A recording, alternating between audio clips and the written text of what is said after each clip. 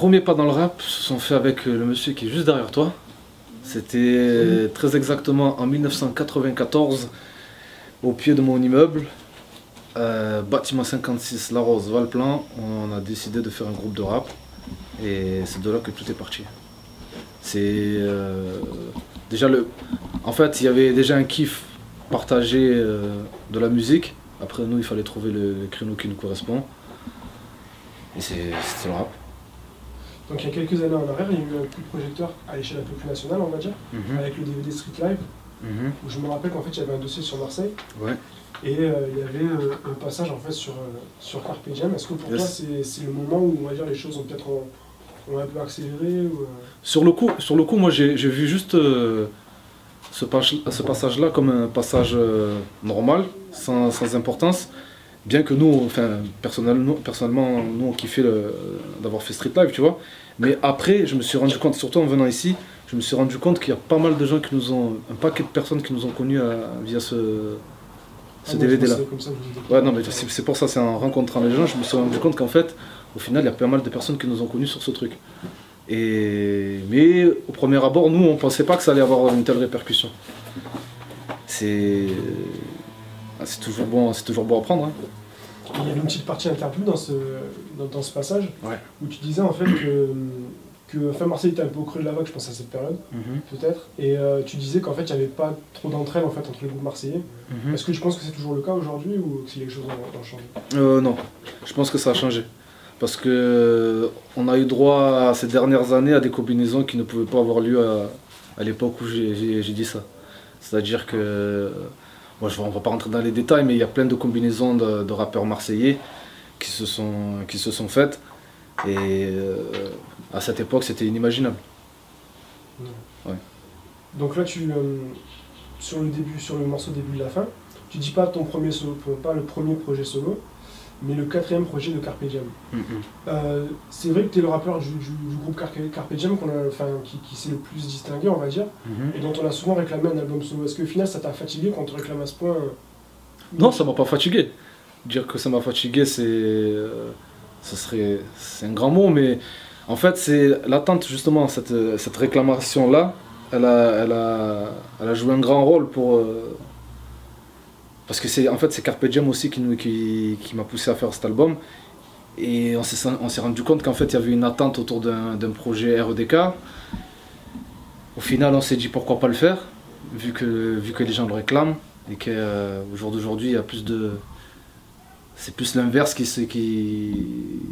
a lieu, tu vois. En général tu te dis putain lui pourquoi il rappe, lui qu'est-ce qu'il fout là. Alors 6 mois, il y a des gens qui se permettent qui réclament un projet, on s'est dit pourquoi pas le faire, ça peut être que bénéfique, il y a des médias qui... à l'époque il y avait des majors qui étaient prêts à investir et faire le taf, donc on s'est dit allez, faisons. Cet album tu le sors en indé là? Ouais, c'est en indé, ouais. D'accord. Donc cet album s'appelle Champ de Vision. Ouais. Pourquoi ce titre? Parce que c'est un rap qui s'inspire de tout ce que je vois. Tu peux le voir dans des titres comme Plus laid de la vie, Quitte la Tesse dans l'album, ou Murderer, que ce soit à l'échelle mondiale ou dans mon quartier. Je m'inspire de ce que je vois et j'en fais des morceaux et je glisse ça sur disque. Il y a pas mal de refrains qui sont chantés. Est-ce que c'est le fruit du hasard que le titre justement s'appelle Champ de Vision en fait et qu'il y ait pas mal de refrains qui soient... À la base, c'était pas prévu du tout comme ça. Mais pour les refrains chantés, pour la majeure partie des refrains chantés, à la base, c'est des idées que moi je trouve et qu'on voulait soumettre à des vrais chanteurs, parce que moi je ne me considère pas comme un vrai chanteur. Mais il s'avère que c'était plus compliqué que ça, d'avoir les chanteurs que nous on ciblait. Donc au final, on s'est fait aux versions qu'on avait en fait. Tu vois, des témoins que j'avais. Tu vois, par exemple, pour Amnésique, à la fin, pour les plus curieux, il y a une sorte de passage où je fredonne. C'est l'air du refrain. C'est l'air initial, c'est le yaourt que j'ai trouvé. Pour le délire, on l'a laissé.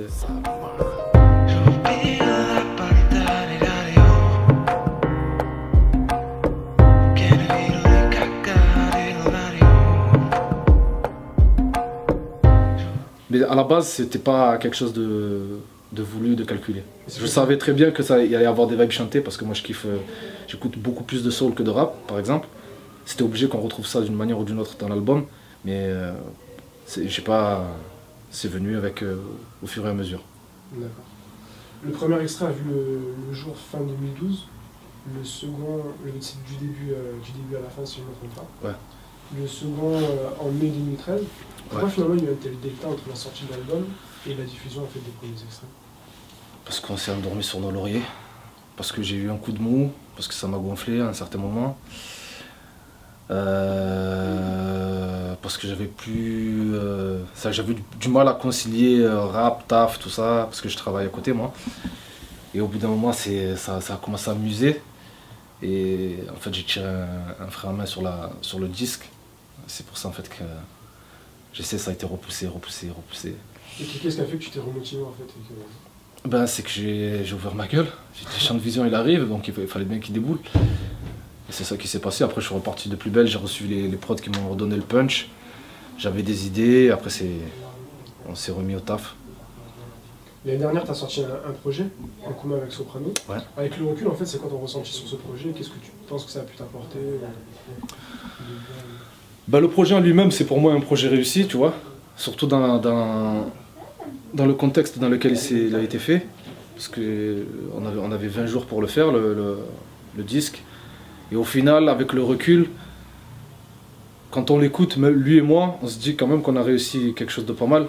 Parce que c'était un vrai challenge, pondre 12 titres, pas en faire un de plus en 20 jours. C'était quelque chose au début, je me suis dit, on s'est lancé dans ça, mais c'est périlleux. Mais au final, on a réussi avec brio et c'est sûr que ça m'a ouvert, comme je disais tout à l'heure, c'est des portes battantes que ça m'a ouvert parce que ce sont des portes qui se sont ouvertes parce que c'était Sopra, tu vois. Mais je crache pas dessus, c'est une bonne expérience de manière générale.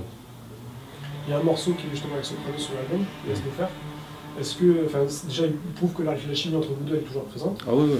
Est-ce que c'est un peu la continuité de ce projet en commun ou c'était vraiment quelqu'un qui devait de toute manière sur ton album? Ouais, en fait, c'est une manière de rendre l'appareil. Il m'avait invité sur son album solo, La Colombe. Ensuite, on a fait E égale 2 MC. Et moi, j'ai bouclé la boucle sur Champ de Vision. Et ça reste, de toute façon, quelque part, c'était téléphoné aussi que Sopra soit sur le disque. C'est un peu. C'est une combinaison qui est devenue presque inévitable, en fait, surtout pour les auditeurs qui nous suivent. Quand on débarque, on se démarque, n'aie pas peur, on ne reste pas dans les pattes des rappeurs, on les laisse parler, déballer les acteurs qui ne veulent pas d'éléments fédérateurs. Quand on mettra que mes raps novateurs sont dans les parcs et les marques des hackers, je n'oublie pas pour autant mes tourments, que la mort nous attend au tournant comme Paul Walker. Sur le morceau Peur, à un moment donné, tu dis les punchlines qui percutent mon cerveau ne t'effleurent même pas l'esprit. Tu as une méthode qui est bien particulière. Ouais. Dans le sens où tu ne bouges pas tes textes sur papier, mais tu gardes tout dans ta tête en fait. Enfin, comment ça t'est venu déjà, l'idée de faire ça? Ah non, c'est venu naturellement. C'est pas en entendant qu'un tel le fait, j'ai essayé de le faire et au final je garde la technique. Je sais pas du tout comment ça m'est venu, tu vois, et là pour en témoigner, j'ai toujours fonctionné comme ça et même les premiers morceaux qu'on a fait avec Carpe Diem, quand on est arrivé en studio, moi je pensais que tout le monde faisait son texte à ma manière, tu vois, et arriver devant le micro et rapper. Sauf que quand j'ai vu les mecs arriver, soit avec la feuille, qui la posent sur le... J'ai dit, ah ouais, ouais. Enfin, sur le coup, moi je me suis dit peut-être que c'est une méthode parmi tant d'autres. Et après, au fur et à mesure, je me suis rendu compte que c'était quelque chose de... À l'époque, on me disait que c'était Genius qui faisait ça. J'ai des potes qui m'appelaient Genius. C'est au Wu-Tang. Ouais. Jay-Z aussi qui fait ça. Ouais, Jay-Z. Biggie aussi fait ça. Biggie. Après, voilà, c'est après que j'ai compris qu'il y en avait qui le faisaient, d'autres non. Et ça t'arrive pas à t'oublier des phases? Ah si. Si. Et là, tu t'en mords pas les doigts? Ah ouais, non, surtout sur le projet. Ça m'est arrivé une fois où il y en a d'autres, où il y a des oublis qui sont plus importants que d'autres. Mais il y en a un sur l'album, je me suis mordu les doigts, je frappais le volant dans la voiture, j'essaie de retrouver, j'ai mis la prod pendant une demi-heure, je n'arrivais pas à la trouver. Celle-là, je m'en souviens. Je l'ai manqué, mais je me rappelle que je l'avais prononcée, elle était lourde. Ça m'a fait chier par contre. Sur l'album, la liste des featuring est assez impressionnante. Il y a Ali, Lino, Kayla Samet, Soprano et donc ton groupe, Carpe. Alors c'est une question qui n'est pas évidente, mais si tu devais déterminer, on va dire, un vainqueur de tes featuring, qui tu choisirais? Quand il y en a 100 mètres, parce qu'elle en a 2. Ça fait 2 à 1. Tu vois? Je perds pas la foi et je viens plaider ma cause. Parti d'en bas, il faut bien sauver sa peau. Sauver sa peau, sans courber le dos. Et en termes de perf? En termes de perf,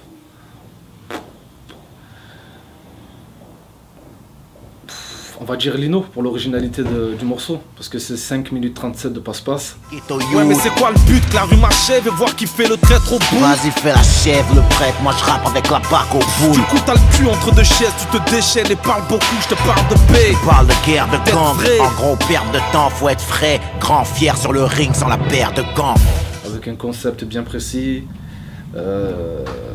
qui au final, franchement, moi, c'est un de mes morceaux favoris de l'album. Et je pense que c'est un des sons que les gens vont kiffer à mon avis. Mais justement, c'est ma question suivante en fait. Est-ce que tu peux nous parler de la conception de ce morceau en fait? Comment vous avez l'idée de faire un passe-passe sur tout le morceau comme ça? Ben en fait, déjà c'est particulier parce qu'on avait fait le même morceau. Tu vois, moi j'avais fait mon morceau qui s'appelait Un mal pour un bien. Le sien, je sais plus comment il s'appelait, mais dans l'idée c'était... moi je parlais de la dualité que n'importe quel être humain peut rencontrer entre le bien et le mal. Et lui m'a fait écouter un son où lui il avait fait exactement la même chose. Et en fait on s'est dit, ben tant qu'à faire, on a un thème, on a un morceau en commun, partons sur ça. Et ensuite on s'est dit, plutôt que faire un featuring classique où le mec il fait son couplet, l'autre il fait le sien, il essaie d'écraser l'autre et pas un couffin, on s'est dit bon, on va faire un passe-passe tout le long. Des questions-réponses, des fois tu me dis un mot, moi je t'en dis un autre, tu prends une phrase à moi que j'ai écrite, tu la prononces. Moi c'est vraiment un échange en fait, c'est vraiment, là c'était vrai, pour le coup c'est un featuring, un vrai featuring. Et on s'est cassé la tête et pas pour rien à mon avis, parce que c'est un gros titre.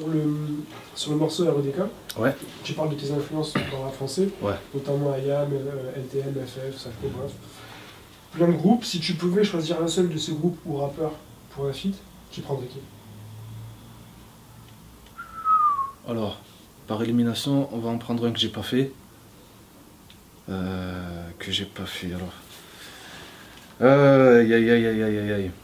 Alors, qui je Si cite? tu veux, je te rappelle qui tu cites. Big up à ce qu'ils ont fait de moi ce que je suis au micro, IAM, NTM, FF, Zoxy, Danidan, Melophilo, Mafia, Kinfree, Tandem, Fab et les fictions de Monsieur Puccino, Time Bomb, Secteur La Clica, Freaky Flow. Alors dans tout ça, Fab, mais en même temps c'est le seul que je pourrais pas faire. Parce qu'il est hors jeu, il est complètement dans un autre délire. Donc là tu cites tes influences. Ouais. Est-ce que ça veut dire que tu es essentiellement un enfant du rap français ou tu as été aussi touché par le rap américain J'ai été touché par le rap américain mais essentiellement français. 3/4 français. Pourquoi ça? Parce que c'est... Je sais pas. Je suis tombé dans une vague où c'était la période Time Bomb, La Clica, tout ça, bien tout ce que j'énumère là. Et moi je me suis régalé tout simplement.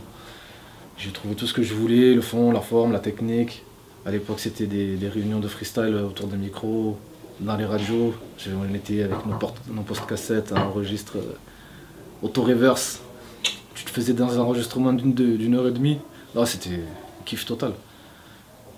Est-ce que dans l'actualité récente, il y a des rappeurs, des morceaux, des albums qui t'ont vraiment giflé?